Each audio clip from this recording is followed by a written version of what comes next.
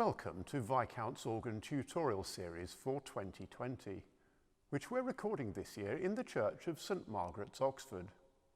I'm Francis Rumsey, and in this series I'll be discussing with Jonathan Kingston how organists might perform various wedding and memorial pieces on the organ. We're using a Viscount Envoy 35F physis-based digital organ, which offers a lot of registration flexibility over 2 manuals and pedals.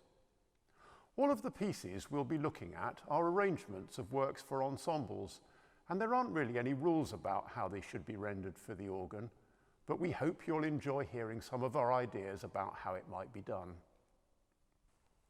The third piece we're going to discuss in this year's series is Jesu, Joy of Man's Desiring by J.S. Bach. It's a well-known and very popular piece that could equally well be used for a wedding, perhaps during the signing of the registers, or indeed for a funeral. Jonathan, it's a relatively straightforward arrangement of it that you've got here. There are so many, aren't there, of different flavours? Yes, indeed. This is a almost sort of stripped back to bare bones edition here, where you simply have what would be played by the bass strings, played by the pedal line in crotchets. The sort of obligato quavers are taken by the right hand, and when it appears, the chorale melody that would ordinarily be taken by singers or a group of instruments is taken by the left hand. Right, and I think you've got something sort of fluty for the undulating accompaniment on the top. That's right. On this organ, flutes at 8 and 4 work very nicely. Just 8-foot tone might be suitable to try as well.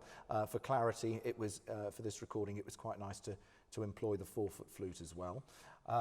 And when the chorale comes in, the oboe is used to give the chorale melody some prominence, with a 4-foot diapason and an 8-foot flute just to round sort of the rougher edges of the oboe off. And the pedal is just quite simply Bordens at 16 and 8 foot. Right, and would you be tempted to vary the registration at all during playing of this piece? In a word, no. I keep everything as set throughout.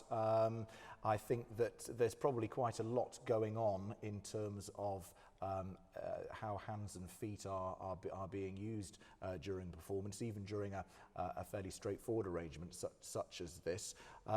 And beauty is in its simplicity, really. Once it's all underway, the piece isn't overly long. It just seems sensible to keep everything as set. And I suppose the same with dynamics then, really, fairly sort of steady dynamic level. That's right. Well, I don't use the swell box at all.